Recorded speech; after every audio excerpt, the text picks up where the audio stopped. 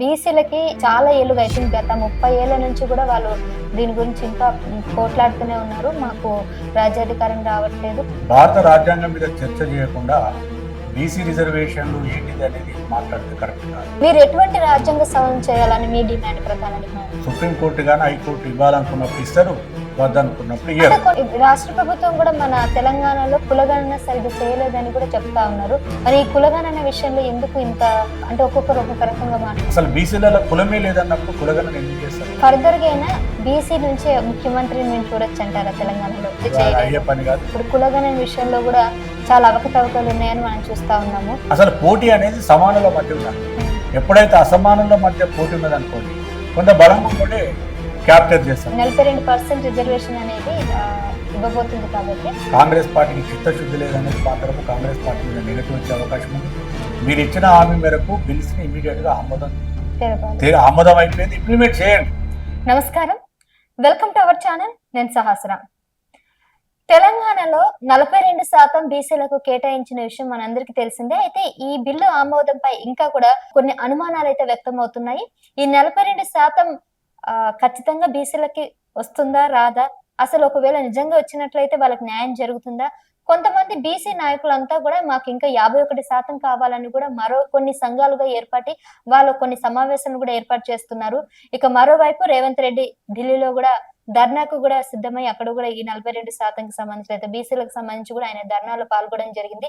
అసలు మాట్లాడదాం, బీసీలకి రాజ్యాంగ అధికారం ప్రకారం ఎటువంటి హక్కులు చట్టాలు ఉన్నాయో, అలాగే రాజ్యాంగ అధికారం బీసీలకు ఇప్పటికైనా వస్తుందా రాదా, ఈ అంశాలన్నీ కూడా మాట్లాడదాం. ప్రస్తుతం మనతో పాటు ఉన్నారు కోడెపాక కుమారస్వామి గారు. నమస్కారం సార్. సార్ చెప్పండి సార్, బీసీలకి చాలా ఏళ్ళుగా ఐ థింక్ గత 30 ఏళ్ల నుంచి కూడా వాళ్ళు దీని గురించి ఇంకా పోట్లాడుతూనే ఉన్నారు. మాకు రాజ్యాధికారం రావట్లేదు, కనీస చట్టాలు హక్కులు కూడా సరిగ్గా మాకు కల్పించలేకపోతున్నారు అని అంటున్నారు. విద్యలో వైద్యలో కూడా సమాన హక్కులు కూడా మాకు ఇంకా లేవని కూడా వాళ్ళు చాలా ఆవేదన వ్యక్తం చేస్తున్నారు. ఈ రోజు మనకు చర్చించుకునే అంశం ఏంటిదంటే, ఇప్పుడు తెలంగాణ ప్రభుత్వం 2 తెలంగాణ బీసీ బిల్లు తీసుకొచ్చింది. దీని లోపల 42% రిజర్వేషన్లు విద్యా ఉద్యోగాలలో ఇప్పటికే 29% రిజర్వేషన్ అమలవుతుంటే దాన్ని ఎన్హాన్స్ చేసి 42% ఒక బిల్లు. రెండవది స్థానిక సంస్థలలో 42% రిజర్వేషన్లు వర్గీకరణ ద్వారానే 2 బిల్లులు మనకు ప్రభుత్వం అసెంబ్లీలో ఏకగ్రీవంగా ఆమోదించి కేంద్ర ప్రభుత్వానికి పంపిస్తున్నాము. కేంద్ర ప్రభుత్వం ఆమోదం చేయాలి.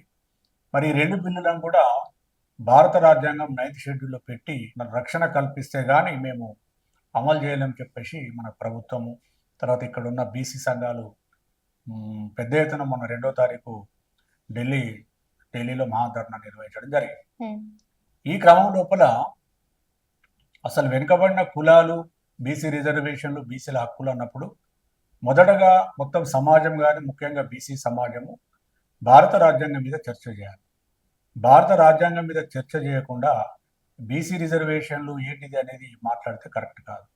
రెండవది, ఈ రిజర్వేషన్లు అనేక రకాల రిజర్వేషన్లు మన దేశంలో లభిస్తున్నాయి. విద్యా ఉద్యోగాలలో ఎస్సీ కానీ, ఎస్టీ కానీ, తర్వాత వికలాంగులు కానీ, ఉమెన్ రిజర్వేషన్ కానీ, ఇట్లా ఈ sports quota, ex servicemen quota, ఇట్లా రకరకాల రిజర్వేషన్లు, అనేక రకాల రిజర్వేషన్లు ఉన్నాయి. దేని మీద వివాదం ఏర్పడకుండా కేవలం బీసీ రిజర్వేషన్ అనగానే కోర్టులలో కేసులు, తర్వాత హైకోర్టు, సుప్రీంకోర్టులలో కేసులు, అడ్డంకులు. రిజర్వేషన్, ఒక బీసీ రిజర్వేషన్ అనేది ఒక ప్రశ్నార్థకంగా ఈరోజు మనం చూస్తాము. అది చాలా విచారించదగినటువంటి విషయం. మరి ఇక్కడ మనకు భారత రాజ్యాంగం చూసినట్లయితే మొదట మనకు భారత రాజ్యాంగం 1950 జనవరి 26న అమల్లోకి వచ్చింది. ఆనాడు ఈ బీసీల కోసం కనుక వెనుకబడిన కులాల మీద ఎలాంటి రాజ్యాంగ రక్షణలు కానీ రాజ్యాంగం సంబంధించినటువంటి ఆర్టికల్స్ని పొందుపరచలేదు. కేవలం షెడ్యూల్ కాస్ట్, షెడ్యూల్ ట్రైబ్ మాత్రము.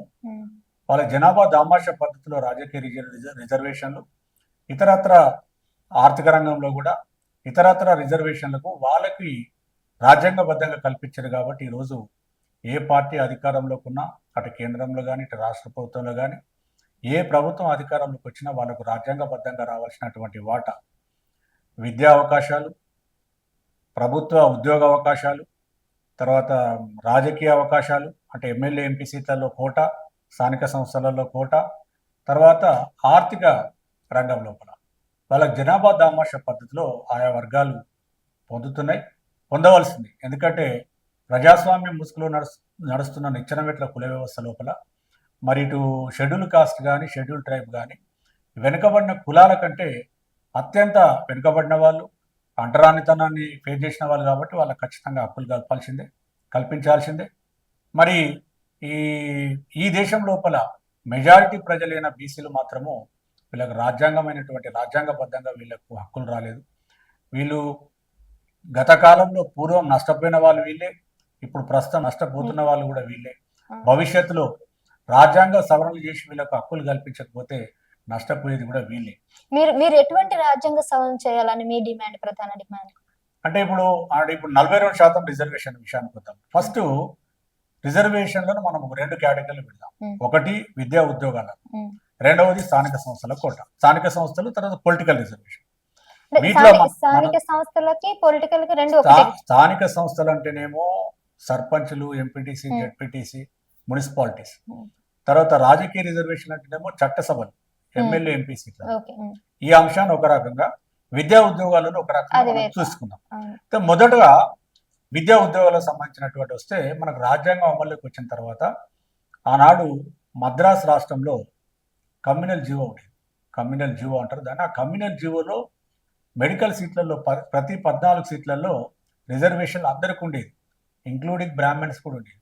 బ్రాహ్మణులకు, బీసీలకు, schedule caste, schedule tribe, Anglo ఇండియన్స్కి, ముస్లిమ్స్కి, ఇట్లా ఎవరికి వాళ్ళకు కోటా ఉండి మెడికల్ సీట్లను భర్తీ చేసేవాళ్ళు. ఎప్పుడు ఇది జస్టిస్ పార్టీ సాధించిన విజయం. బ్రిటిష్ ప్రభుత్వం ఉన్నప్పుడే ఇచ్చినటువంటి జీవో. దాన్ని అమలు చేస్తున్న క్రమం లోపల మనకు దేశానికి స్వతంత్రం వచ్చిన తర్వాత, ఈ రాజ్యాంగం అమలుకి వచ్చిన తర్వాత ఆనాడు మన హైకోర్టులో, మద్రాస్ హైకోర్టు లోపల Shrimati Champakam Dorairajan versus state of Madras case ఇది. వాళ్ళు ఆ కమ్యూనల్ జీవోను ఛాలెంజ్ చేయడం జరిగింది. అంటే రాజ్యాంగం ప్రకారం ఈ జీవో చెల్లదని చెప్పేసి వాళ్ళు ఛాలెంజ్ చేసినప్పుడు మద్రాస్ హైకోర్టు ఏం చెప్పిందంటే, భారత రాజ్యాంగం ప్రకారంగా ఈ షెడ్యూల్ కాస్ట్, షెడ్యూల్ ట్రైబ్ తప్ప మిగతా వర్గాలకు రిజర్వేషన్ లేవు కాబట్టి ఆ కమ్యూనల్ అవార్డు రాజ్యాంగబద్ధంగా లేదు, ఇది అన్కాన్స్టిట్యూషనల్ కొట్టివేయడం జరిగింది. అదే కేసు సుప్రీంకోర్టులో ఛాలెంజ్ చేయడం జరిగింది. స్టేట్ ఆఫ్ మద్రాస్, అంటే మద్రాస్ గవర్నమెంట్ సుప్రీంకోర్టులో ఛాలెంజ్ చేశారు.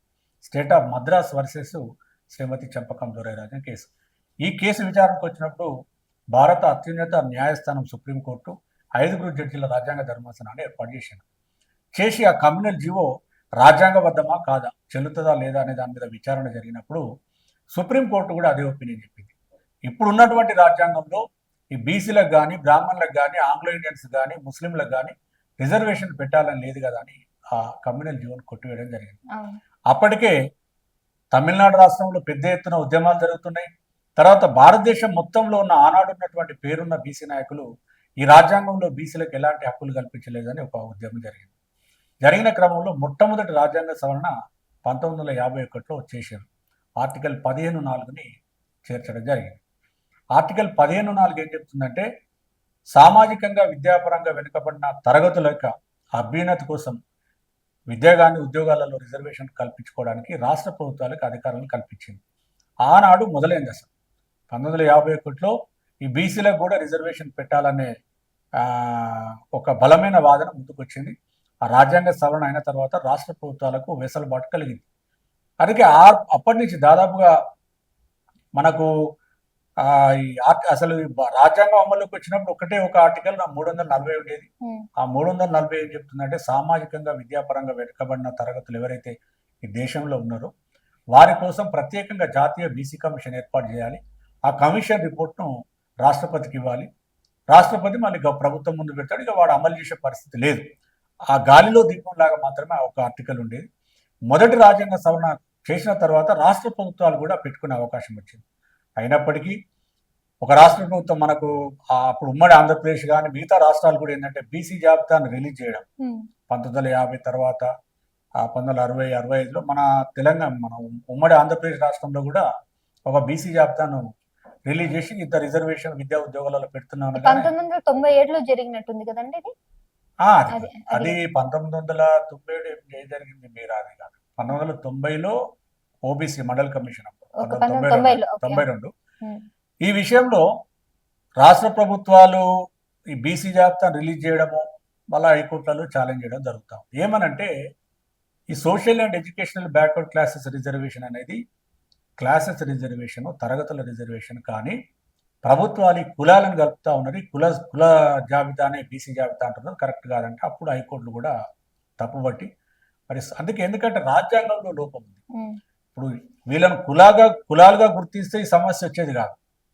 అసలు మన భారతదేశం అంటేనే కుల వ్యవస్థ, కులస్వామ్యం, కానీ వీళ్ళని తరగతుల్లో చెప్పింది.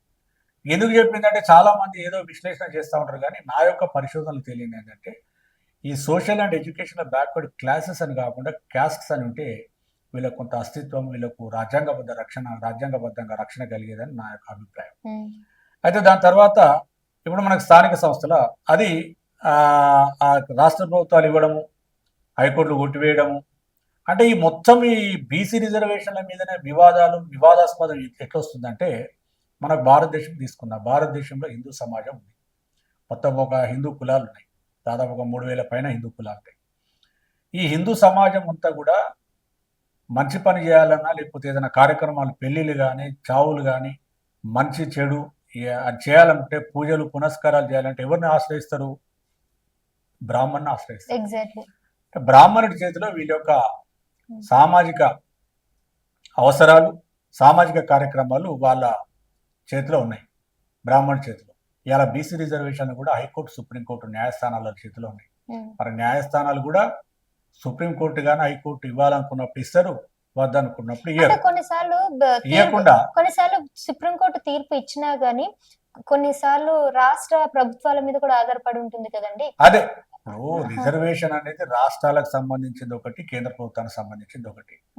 ఈ మనకు రాష్ట్ర ప్రభుత్వంలో ఇప్పుడు వస్తున్నటువంటి తీర్పులు కూడా ఏ విధంగా వస్తున్నాయి? రాజ్యాంగాన్ని బేస్ చేసుకుని ఇస్తున్నారు. మీ రాష్ట్రాల రాజ్యాంగంలో ఉన్న లోపాలను చూపించి బీసీ రిజర్వేషన్లకు 50% సీలింగ్ పెట్టిండ్రు, తర్వాత ఒక్కోసారి చెల్లవని చెప్తారు. ఇట్లా రకరకాల సమస్యలు ఏంటంటే కాన్స్టిట్యూషనల్ డిఫెక్ట్స్ ఉన్నాయి కాబట్టి వీళ్ళకి అన్యాయం జరుగుతుంది ఒకటి. అయితే మనకి ఇప్పుడు స్థానిక సంస్థలకు సంబంధించినటువంటి మన సబ్జెక్ట్ కాబట్టి, స్థానిక సంస్థలకు సంబంధించి 1992లో 74వ రాజ్యాంగ సవరణ ద్వారా ఆనాడు ఉన్న కేంద్ర ప్రభుత్వము స్థానిక సంస్థలలో సంబంధించినటువంటి రిజర్వేషన్ పెడుతూ ఆర్టికల్ 243ను రాజ్యాంగంలో చేర్చడం జరిగింది. చేర్చిన తర్వాత దాంట్లో ఏం చెప్పిందంటే, షెడ్యూల్ కాస్ట్, షెడ్యూల్ ట్రైబ్ వాళ్ళకు జనాభా దామాష పద్ధతిలో కోటా, మహిళలకేమో 1/3 పర్సెంటేజ్ అంటే 33.33% పెట్టాలి. మరి బ్యాక్వర్డ్ క్లాసెస్ అన్న వరకు వీళ్ళకి ఎంత పెట్టాలని చెప్పలేదు. అందులో వీళ్ళని ఏమని చెప్పిందంటే బ్యాక్వర్డ్ క్లాస్ సిటిజన్స్ అన్నారు, అంటే వెనకబడిన పౌరులు అన్నారు. అటు విద్యా ఉద్యోగాలలోనేమో social and educational backward classes అంటే సామాజికంగా, విద్యాపరంగా వెనుకబడిన తరగతులు. ఇక్కడ స్థానిక సంస్థలకు సంబంధించిన రిజర్వేషన్లకు వచ్చే వరకే వెనుకబడిన పౌరులు. ఇట్లా ఒకదానికొకటి లింకప్ లేకుండా, సారూప్యత లేకుండా రాజ్యాంగంలో రచన జరిగింది. అసలు రచనలో వీళ్ళ పూర్తిగా అన్యాయం జరిగింది. సవరణలలో కూడా కనీసం అవి సవరించి చేయలేకుండానే మళ్ళా ఆ సమస్యను అట్లనే నెట్టుకొస్తా ఉన్నారు. ఇప్పటికి 78 సంవత్సరాల స్వతంత్రం అయిపోయింది. కేంద్ర ప్రభుత్వంలో విద్యా ఉద్యోగాలలో ఓబీసీల సంఖ్య 21% ఉంది. మరి వీళ్ళకి ఎమ్మెల్యే, ఎంపీ సీట్లలో అసలు రిజర్వేషన్ లేదు చట్టసభలలో. కాబట్టి వీళ్ళ యొక్క ప్రాతినిధ్యం ఇప్పటికి కూడా 20% దాటడం లేదు. 119 మంది మన తెలంగాణ ఎమ్మెల్యేలు ఉంటే 22-20కి పరిమితం అవుతున్నారు. ఎందుకంటే వీళ్ళకి రిజర్వేషన్ లేదు. అంటే నిచ్చెన మెట్ల కుల వ్యవస్థలు ఏమైపోతున్నది? రాజకీయంగా పొలిటికల్ క్వాలిఫికేషన్ ఏం కావాలి? ఎలక్షన్స్ రాగానే గెలుపు గుర్రాలు అంటారు. గెలుపు గుర్రాలు అనగానే గెలుపు గుర్రాలకు ఈ ఎలక్షన్స్ లో ఏం క్వాలిఫికేషన్ ఉంది? మీరు ఏదైనా ఎగ్జామ్ రాయాలనుకోండి, గ్రూప్స్ కానీ ఏ పరీక్ష, కాంపిటేటివ్ ఎగ్జామ్ రాయాలన్నా ఎగ్జామ్కి రిటర్న్ టెస్ట్ ఉంటుంది, ఇంటర్వ్యూ ఉంటుంది, తర్వాత గ్రూప్ డిస్కషన్ అట్లా ఉంటే దాని ద్వారా సెలెక్ట్ అవుతుంది. మరి రాజకీయాలలో ఏమున్నది? ఏం టెస్టులు ఉండవు. రాజకీయ పార్టీలు ఎవరి చేతులు ఉంటే వాళ్ళకి కావాల్సిన టికెట్లు ఇస్తారు. అప్పుడు ఏం చేస్తారు? ఎలక్షన్స్ రాకముందో సామాజిక న్యాయము, మేము సమాజంలో అన్ని కులాలకు ప్రాతినిధ్యం కల్పిస్తాము, అందరికీ టికెట్లు ఇస్తామని చెప్తారు ప్రచారం. టికెట్లు ఇచ్చే సమయానికి వచ్చేవరకు గెలుపు గుర్రాలని ఒక ట్యాగ్ పెట్టేసి, గెలుపు గుర్రం అంటేనే కులము, డబ్బు. ఇలా కులము, డబ్బుతోనే ఎమ్మెల్యే సీట్లు కానీ, ఎంపీ సీట్లు కానీ, ఇతరత్ర రాజకీయ పదవులు ఇచ్చే పరిస్థితిని మనం చూస్తున్నాం. అయితే ఇలా మనకు స్థానిక సంస్థలకు సంబంధించి ఒక ల్యాండ్ మార్క్ జడ్జిమెంట్ 2010లో K Krishnamurthy versus union of India case వచ్చింది. ఆ కేసు ఎందుకు వచ్చిందంటే ఇలా మన పక్కన రాష్ట్రం కర్ణాటకలో 50% సీలింగ్ దాటి ఉన్నారు. 50% సీలింగ్ దాటినప్పుడు అది సుప్రీంకోర్టులో వచ్చినప్పుడు వాళ్ళు ఏం చెప్పారంటే ఈ 50% సీలింగ్ అనే అంశం కూడా విద్యా ఉద్యోగాలకు సంబంధించి మండల్ కమిషన్ తీర్పు 1992లో వచ్చింది. 9 మంది రాజ్యాంగ ధర్మాసనం ఇచ్చినటువంటి జడ్జిలు ఇచ్చినటువంటి తీర్పు. దాంట్లో 1951 నుంచి 1992 వరకు వచ్చిన తీర్పులలో చాలా తీర్పులలో 50% ఉండాలి సీలింగ్ రిజర్వేషన్, మిగతా 50% ఓపెన్ ఉండాలని చెప్పాను. కానీ మండల్ కమిషన్ తీర్పులో 50% సీలింగ్ ఉండాలని చెప్తూ ఒకవేళ 50% దాటాలంటే ప్రత్యేకమైన పరిస్థితులు అవసరాలు ఉన్నట్లయితే దాటొచ్చు కానీ కూడా చెప్పింది. అయితే దాన్ని బేస్ చేసుకొని ఇలా స్థానిక సంస్థలకు సంబంధించి K Krishnamurthy versus union of India case తీర్పులో ఏం చెప్పిందంటే బీసీ రిజర్వేషన్లు పెట్టాలంటే ట్రిపుల్ టెస్ట్ ద్వారా పెట్టాలని చెప్పింది. ట్రిపుల్ టెస్ట్ అంటే ఏంటిదంటే బీసీ గణాంకాలు చేయడం కోసం ప్రత్యేకమైన డెడికేటెడ్ కమిషన్ వేయాలి, బీసీ కమిషన్. రెండవది అసలు బీసీలు ఎవరో తేల్చాలి. మూడవది మొత్తం రిజర్వేషన్ 50% దాటొద్దని చెప్పింది. అక్కడ అది కూడా ఏంది బేస్ మండల్ కమిషన్ జడ్జిమెంట్. అయితే ఇక్కడ మనకు రాష్ట్ర ప్రభుత్వము ఇప్పుడు మనకు మొత్తం భారతదేశంలో అసలు ఈ వివాదం ఎందుకు వస్తుంది అంటే బీసీ గణాంకాలు లేకపోతే స్థానిక సంస్థలలో రిజర్వేషన్ పెట్టే పరిస్థితి లేదు. ఎందుకు వచ్చిందంటే ఈ మధ్య 2022లో Suresh Mahajan versus state of Madhya Pradesh తీర్పు. ఆ తీర్పు లోపల రాష్ట్ర ప్రభుత్వాలన్నిటికీ తీర్పు అది ఒక మధ్యప్రదేశ్కో లేకపోతే మహారాష్ట్రకో లిమిట్ అయిన తీర్పు కాదు. ఏం చెప్పిందంటే స్థానిక సంస్థల ఎన్నికలు కూడా రాజ్యాంగబద్ధంగా 5 సంవత్సరాలకు ఒకసారి ఖచ్చితంగా పెట్టవలసిందే. ఎందుకంటే ఎమ్మెల్యే ఎంపీ సీట్లు ఎలక్షన్స్ పెండింగ్ పెడతలేరు కదా. ఒక ఎమ్మెల్యే కానీ ఒక ఎంపీ కానీ మరణించినప్పుడు 6 నెలల లోపు ఎలక్షన్ పెట్టేస్తారు. తర్వాత టర్మ్ 5 సంవత్సరాలు అయిందంటే ఇమీడియట్గా పెట్టేస్తారు. అదే పద్ధతిలో స్థానిక సంస్థలలో కూడా ఎన్నికలు పెట్టాలని చెప్తూ ఏం చెప్పిందంటే ఇక్కడి నుంచి అంటే 2022 నుంచి ఏ రాష్ట్ర ప్రభుత్వం కానీ కేంద్ర పాలిత ప్రాంతం కానీ ఆ ప్రభుత్వాలు ఈ స్థానిక సంస్థలలో బీసీ రిజర్వేషన్ పెట్టాలంటే ట్రిపుల్ టెస్ట్ ద్వారా పెట్టాలి ఒకటి. రెండవది ఒకవేళ బీసీ గణాంకాలు చేయకుండా ట్రిపుల్ టెస్ట్ ద్వారా పెట్టలేదనుకోండి అసలు బీసీ రిజర్వేషన్ లేకుండానే ఎన్నికలకు వెళ్ళిపోమని చెప్పేసి ఎస్సీ ఎస్టీ కోటా పెడుతూ మిగతా అన్ని జనరల్ స్థానాలుగా ప్రకటించి ఎన్నికలకు పోమని చెప్పేసి చాలా స్పష్టమైనటువంటి తీర్పు. అందుకే 2022 తర్వాత దేశంలో ఏ రాష్ట్ర ప్రభుత్వం కూడా స్థానిక సంస్థలలో బీసీ కోటా పెట్టాలంటే ఈ డెడికేటెడ్ కమిషన్ ద్వారానే పెడుతున్నారు, లెక్కలు తీసినాకనే పెడుతున్నారు. అందులో భాగంగానే ఇవాళ కాంగ్రెస్ పార్టీ శాసనసభ ఎన్నికల ముందు వాళ్ళకు కామారెడ్డి డిక్లరేషన్ కానీ వాళ్ళకు మేనిఫెస్టోలో కూడా స్థానిక సంస్థలలో ఆనాడు బీఆర్ఎస్ ప్రభుత్వం 34% ఉంటే 20% కుదించింది. అట్లా కాకుండా మేము 42% వర్గీకరణతో పెడతామని చెప్పి వాళ్ళ అధికారంలోకి వచ్చిండ్రు. అందులో భాగంగా తర్వాత సుప్రీంకోర్టు ఆదేశానుసారమే ఇవాళ డెడికేటెడ్ కమిషన్ వేసిండ్రు. బీసీ గణాంకాలు మనకు తెలిసినాయి. మొత్తం 57% మన తెలంగాణ రాష్ట్రంలో ఉన్నారని తెలిసింది. మరి 57% ఉన్న జనాభాకు 42% రిజర్వేషన్ పెట్టి ఎన్నికలు నిర్వహించడం అనేది పెద్ద విషయం కాదు, అది న్యాయమే, పెట్టవలసింది. అది కూడా వర్గీకరణ ద్వారా పెట్టాలి. కానీ ఇలా కాంగ్రెస్ పార్టీ ఏం చేసిందంటే 2 బిల్లులను తీసుకొచ్చింది. వర్గీకరణ ఉందో లేదో చెప్తలేరు. తర్వాత 2 బిల్లులు కూడా కేంద్ర ప్రభుత్వం ఆమోదం కావాలని పంపించినాయి. కానీ మనకు ఫెడరల్ సిస్టమ్ లోపల డెమోక్రసీలో రాష్ట్ర ప్రభుత్వాలకు సంబంధించినటువంటి రిజర్వేషన్ రాష్ట్ర ప్రభుత్వం పెట్టుకోవాలి, కేంద్రంతో సంబంధం లేదు. ఎగ్జాంపుల్ మనకు 50% సీలింగ్ అడ్డొస్తుంది అనుకుంటే ఆల్రెడీ మన దగ్గర 50% రిజర్వేషన్ అమలవుతున్నాయి. ఈ మధ్యకాలంలో మన మునుగోడు ఎలక్షన్స్ కంటే ముందు ఆనాడు బీఆర్ఎస్ ప్రభుత్వము షెడ్యూల్ ట్రైబ్ రిజర్వేషన్ 6% నుంచి 10% పెంచారు. అంటే ఆల్రెడీ 50% దాటిపోయిందంటే ఇప్పుడు 54% రిజర్వేషన్లు విద్యా ఉద్యోగాలలో అమలవుతుంది. దానికి లేని అడ్డంకి ఇలా బీసీ కోటా 42% పెడితేనే ఏమడ్డొస్తుంది అనేది అర్థమవుతలేదు. ఇంకొకటి విద్యా ఉద్యోగాలు కానీ స్థానిక సంస్థల ఎలక్షన్స్ కానీ ప్రాతినిధ్యము లేదని మనం చూపించగలగాలి. ఇండియాలో ఇవాళ మనకు కాంగ్రెస్ ప్రభుత్వం చేయాల్సినటువంటి ముందు పని ఏంటంటే 42% 2 బిల్లులు తీసుకొచ్చారు, ఇమీడియట్గా అమలు చేయండి. అమలు చేసి ఒకవేళ హైకోర్టు సుప్రీంకోర్టులలో కనుక కేసులు వస్తే అక్కడ ఎదుర్కొని మనకు అడిక్వేట్ రిప్రజెంటేషన్ ఈ వర్గాల నుంచి లేదని మనం చూపించగలిగితే కోర్టులు కూడా యాక్సెప్ట్ చేసే అవకాశం ఉంది. ఇప్పుడు విద్యా ఉద్యోగాలకు సంబంధించి చాలా రాష్ట్రాలలో 50% సీలింగ్ దాటిపోయారు. నేను చెప్పేది ఈడబ్ల్యూఎస్ కోటా కాకుండానే, ఈడబ్ల్యూఎస్ కాకుండా 50% దాటిపోయింది. మన దగ్గర 54 అమలవుతుంది, అటు మహారాష్ట్రలో 52 అమలవుతుంది, అటు తమిళనాడులో 69, ఇంకా కొన్ని రాష్ట్రాలలో కూడా 50% దాటిందని నాకు ఈవెన్ సమాచారం. బీహార్ లో అయితే ఎక్కువనే అనుకుంటా. బీహార్లో ఈ మధ్య అంటే 64% పెంచినప్పుడు ఇప్పుడు అక్కడ హైకోర్టులో కొట్టివేయడం జరిగింది, సుప్రీంకోర్టులో కేసు పెండింగ్. అంటే వాళ్ళకి ఇంతకు ముందు 52 అనుకుంటా. 50 50 ఉంది. 50 50 57 కాస్త 64 పెంచారు. 50 నుంచి 64 పెంచారు. 64 పెంచితే అక్కడ కోర్టులో అడ్డు ఉంది. ఎందుకంటే మొట్టమొదటిసారి మనకు బీహార్ ప్రభుత్వమే ఇది కులగణన చేసిన తర్వాత అక్కడ రిజర్వేషన్ పెంచడం జరిగింది. రాష్ట్ర ప్రభుత్వం కూడా మన తెలంగాణలో కులగణన సరిగ్గా చేయలేదని కూడా చెప్తా ఉన్నారు. మరి ఈ కులగణన విషయంలో ఎందుకు ఇంత అంటే ఒక్కొక్కరు ఒక్కొక్క రకంగా అంటే మాట్లాడుతున్నారు? ఒకటి మేడం, ఇప్పుడు కులగణన విషయానికి వస్తే భారతదేశంలో భారత రాజ్యాంగంలో అన్యాయం జరిగింది కాబట్టి అలా బీసీ కులాలకు కులగణన చేస్తలేదు. భారతదేశంలో 1872 నుంచి కులగణన 1931 వరకు కూడా చేసింది ఆనాడు బ్రిటిష్ ప్రభుత్వం. వీళ్ళు ఎప్పుడైతే రాజ్యాంగం అమల్లోకి వచ్చిన తర్వాత కేవలం ఎస్సీ ఎస్టీలకు చేస్తున్నారు, బీసీలకు చేయడం లేదు. ఎందుకంటే ఎస్సీ ఎస్టీలకు వాళ్ళ జనాభా దామాషా పత్రికలో రిజర్వేషన్ కల్పించాలని చాలా స్పష్టంగా పొలిటికల్ రిజర్వేషన్లో ఉన్నది. కాబట్టి వాళ్ళ జనాభా లెక్కలు ఖచ్చితంగా తీయాల్సిందే. బీసీలకు మాత్రం చేయడం లేదు.